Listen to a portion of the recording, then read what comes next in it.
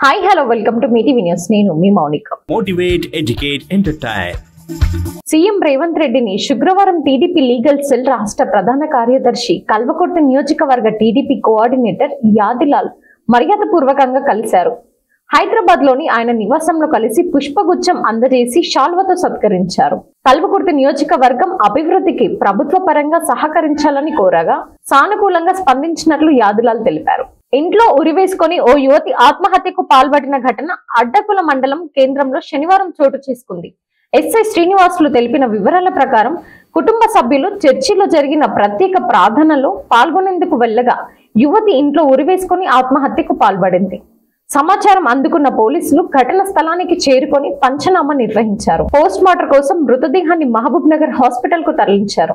బురుజుకోటపై ప్రమాదకరంగా ఉన్న చెట్టు కల్వకుర్తి మున్సిపాలిటీ పరిధిలోని పాత గ్రామ పంచాయతీ సమీపంలో ఉన్న బురుజుకోటపై ఏపుగా పెరిగిన కంప చెట్టు ఎప్పుడైనా కూలిపోయే ప్రమాదం ఉందని స్థానికులు తెలిపారు.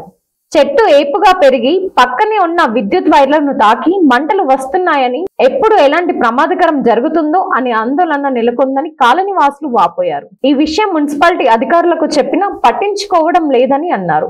శ్రీశైల పుణ్యక్షేత్రంలో వాసవి కన్యక పరమేశ్వరి దేవాలయంలో శనివారం నిర్వహించిన కన్యక పరమేశ్వరి అమ్మవారి జయంతి వేడుకల్లో ఆలయ కమిటీ ఆహ్వానం మేరకు రాష్ట్ర ఆర్య వైశ్య మహాసభ విద్యా కమిటీ చైర్మన్ మరియు మల్లికార్జున్, శ్యామ్ సుందర్, బచ్చు రామకృష్ణ, బల్సు శ్రీరాములు, నాగర్ కర్నూలు జిల్లా మహాసభ ప్రధాన కార్యదర్శి కలిమిచర్ల రమేష్, ఉప్పు ఆంజనేయులు, మేడిశెట్టి సురేష్లు పాల్గొని అమ్మవారికి ప్రత్యేక అభిషేకాలు, పూజలు నిర్వహించారు. అనంతరం ఆలయ కమిటీ ఆధ్వర్యంలో శాలబాలతో ఘనంగా సన్మానించారు.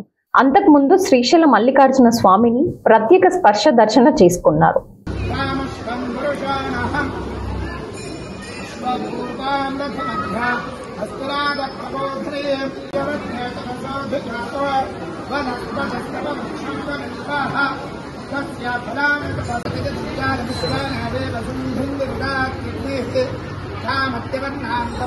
Thanks for watching. చూస్తూనే ఉండండి మీ టీవీ న్యూస్.